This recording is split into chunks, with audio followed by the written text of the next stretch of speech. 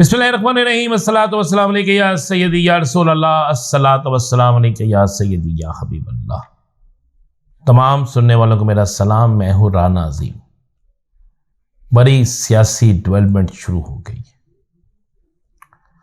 नवाज शरीफ को यह कहा गया है कि आप फौरी तौर पर बड़े जलसे करें। अगर आपने बड़े जलसे ना किए तो आपकी सियासत बिल्कुल दफन हो जाएगी।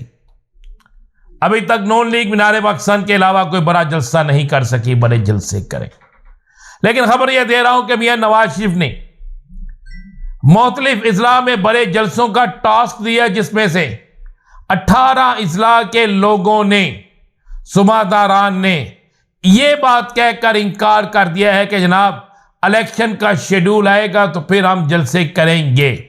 असल बात यह नहीं, असल मामला यह है कि उन 18 इजला में 13 इजला पहले थे, 5 इजला बाद में शामिल हुए।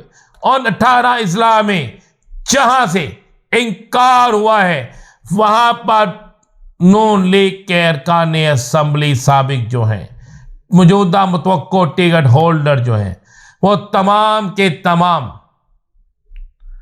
अवामी रद्दे अमल को देखकर, अवामी प्रेशर को देखकर बाकायदा इस नतीजे पर पहुंचे हैं कि जलसा तो हो जाएगा, लेकिन हर जलसे के अंदर कोई ना कोई गड़बड़, कोई ना कोई ऐसी नारेबाजी, कोई ना कोई ऐसा मामला होगा जिससे पाकिस्तान मुस्लिम लीग नून के लिए एक बड़े स्कैंडल बन जाएंगे।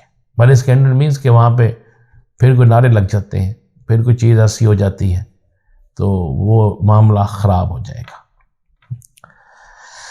जिस पर बड़े मियाँ साहब ने सख्त नाराज़गी का इजहार भी किया है और कहा है कि इनको दोबारा कहा जाए, अगर अगले एक हफ्ते के अंदर अंदर शेड्यूल ना आया तो जिस ज़िले से शेड्यूल ना आया उस ज़िले में तब्दील कर दी जाएंगी पार्टी टिकटें। जबकि एक और खबर में इसी खबर के अंदर से खबर आपको दे दूं, नून लीग ने जिन लोगों को पार्टी टिकट देने का वादा किया था, जो इनके कई मजबूत उम्मीदवार थे, उन मजबूत उम्मीदवारों में से ये मेरे पास वो तादाद मौजूद है कि 41 उम्मीदवार ऐसे हैं जिन्होंने पार्टी टिकट की बजाय आजाद इलेक्शन लड़ने का कहा है कि हम आजाद हैसियत से इलेक्शन लड़ेंगे, इलेक्शन जीतने के बाद हम आपकी जमात में आ जाएंगे। लेकिन नून लीग से हम इलेक्शन लड़ते हैं तो हमें वोट नहीं पड़ेगा, हमें सपोर्ट नहीं मिलेगी, हमें हमायत नहीं मिलेगी, हमारी कोई बंदा बात नहीं सुनेगा। ये बाकायदा उन्होंने कहा, जिसके बाद नून लीग के अंदर इंतहाई परेशानी पैदा हो चुकी है। इसी वजह से नून लीग आज के दिन तक अपनी नशिस्तों, अपने उम्मीदवारों का ऐलान नहीं कर रही। ये मैं आपको बड़ी तस्दीक शुदा खबर दे रहा हूँ और इस तस्दीक शुदा खबर में मुकम्मल हकाइक शामिल हैं। दूसरी खबर मैं आपको दे दूं, चेयरमैन पीटीआई कौन होगा, क्योंकि आज अकबर एस बाबर अपने कुछ लोगों के साथ 13 साल बाद पीटीआई के सेक्रेटरीट चले गए हैं और कहा है कि मैं भी इलेक्शन की मालूमात लेने आया हूं। और फिर ये कल खबर दे रहा हूं आपको, एक्सक्लूसिव खबर दे रहा हूं, ये कल बाकायदा इलेक्शन के बाद या इलेक्शन से पहले या इलेक्शन के दौरान ये इलेक्शन कमीशन में या कोर्ट में एक पिटीशन दायर करेंगे कि हम गए थे, ये हमारे पास वीडियो है, हमें कागजात नामजदगी जमा कराने नहीं दिए गए, हमारे कागजात वसूल नहीं किए गए, हमें इलेक्शन में हिस्सा नहीं लेने दिया गया, लिहाजा इलेक्शन कमीशन जो है इस इंट्रा पार्टी इलेक्शन को कबूल ना करे।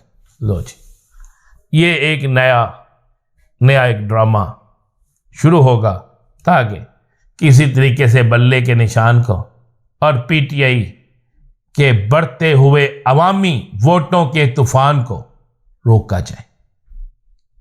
हालांकि इस इंट्रा पार्टी इलेक्शन में वही लोग हिस्सा लेते हैं जो एग्जेक्टिव काउंसिल के मेंबर होते हैं, और ऐसे बाबर समेत कई लोग हैं जिनकी बुनियादी रुकनियत खत्म हो चुकी है। और जब बुनियादी रुकनियत पार्टी की खत्म हो गई है तो फिर वो किस तरह इलेक्शन में हिस्सा और किस तरह वो इलेक्शन को चैलेंज कर सकते हैं। लेकिन चूंकि सियासी जमातों को खौफ है, बल्ले का डर है, इलेक्शन में हारने का यकीन है, और इसी वजह से वो हर सूरत में ये सब कुछ करना चाहते हैं।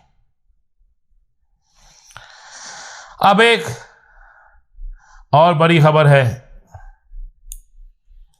चेयरमैन नैब ने रेफरेंस में नामजद जो एक रेफरेंस दायर किया गया है सरबरा पीटीआई के खिलाफ और बुशरा बीबी और पाकिस्तान के सबसे बड़े एक ट्राइकॉन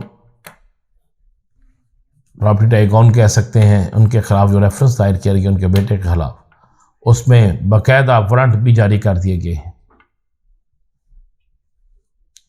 और उस वारंट के बाद कहा जा रहा है कि जनाब ये जो वारंट जारी किए गए हैं इसमें इन्हें गिरफ्तार किया जाए और फला फला फला। अब देखना तो ये है कि क्या पीटीआई के अलावा जिनको नाम लिखे गए हैं क्या वो भी गिरफ्तार होंगे, क्या उनको भी गिरफ्तार किया जाएगा, क्योंकि उनमें से तो 2 लोग ऐसे नाम हैं जो पाकिस्तान में होने के बावजूद भी जिनको शामिल तफ्तीश नहीं किया गया। अच्छा बात के आज कागजात जमा हो गए, कागजात वसूल हो गए पीटीआई इंट्रा पार्टी इलेक्शन के, और सुबह बिला मुकाबला इलेक्शन की ऐलान आज हो सकता है, सुबह हो सकता है, किसी वक्त भी हो सकता है। लेकिन मज़े वाली बात यह है, बड़ी बात यह है, बड़ी खबर यह है कि इसके चेयरमैन होगा कौन। एक पार्टी ऐसी चेयरमैन के लिए उम्मीदवार बन के आ गई है जिस पार्टी का दूर दूर तक पीटीआई से अब तल्लक नहीं, लेकिन वो भी उम्मीदवार हैं। और एक वो हैं जिनका पीटीआई से तो तल्लक है और वो वाकई वोट भी कास्ट कर चुके हैं, लेकिन इसको मुतनाज़ा बनाने वाले मुतनाज़ा बनाने के लिए नया नया ड्रामा कर रहे हैं, जो मैंने पहले भी बताया।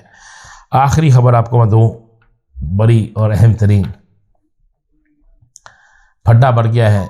मैंने उस दिन भी कहा था फड्डा शदीद हो गया है सिंध के अंदर, और सिंध में मुझे इलेक्शन किसी और तरफ जाता हुआ नजर आ रहा है। बलूचिस्तान सिंध इन 2 सूबों में इलेक्शन इंतहाई किसी और पोजीशन में जाता नजर आ रहा है, और उसके बाद हालात भी किसी और तरफ जाते नजर आ रहे हैं। लेकिन एक चीज़ बड़ी क्लियर है कि बड़ी सियासी जमातें उसी तरह उनका हाल है जैसे 75 रुपये के नोट का हाल है कि मार्केट में है लेकिन चलता नहीं। इजाज़त दीजिए, अल्लाह हाफिज़।